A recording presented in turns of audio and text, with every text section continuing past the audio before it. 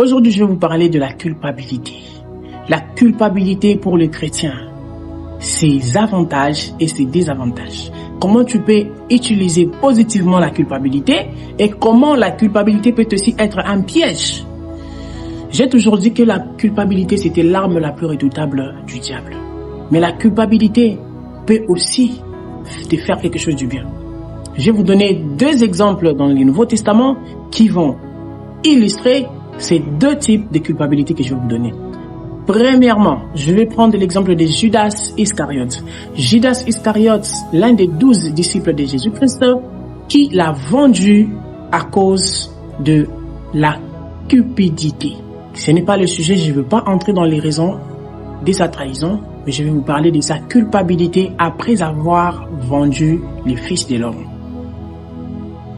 Jésus-Christ a été frappé, humilié et finalement tué à la croix de Golgotha. Judas, il n'avait pas encore réalisé la grandeur de la chose qu'il avait faite.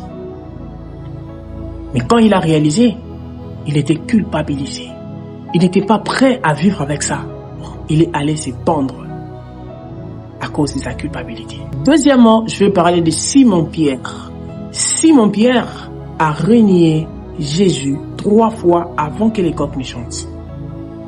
Et quand il s'est rappelé, il s'est souvenu que Jésus l'avait dit qu'avant que les coqs ne chantent, tu vas me renier 3 fois.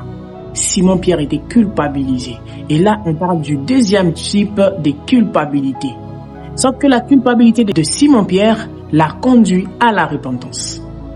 Oui, la culpabilité peut aussi te conduire à la repentance. L'homme, dans le jardin d'Éden, a fui la présence de Dieu à cause de la culpabilité. Dieu l'a interdit de manger le fruit de l'arbre du milieu et lui, il en a mangé. Qu'est-ce qui s'est passé? Le soir, quand c'était le temps de la communion, l'homme a fui la présence de Dieu. C'est le comportement de la plupart des chrétiens aujourd'hui.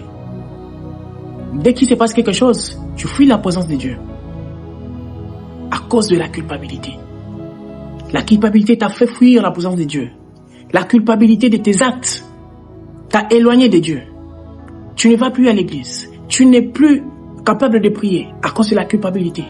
Tu sens ton cœur te condamner. Ce soir, j'aimerais te dire quelque chose. Dieu ne cherche pas celui qui ne tombe pas. Dieu recherche un cœur prêt à se repentir.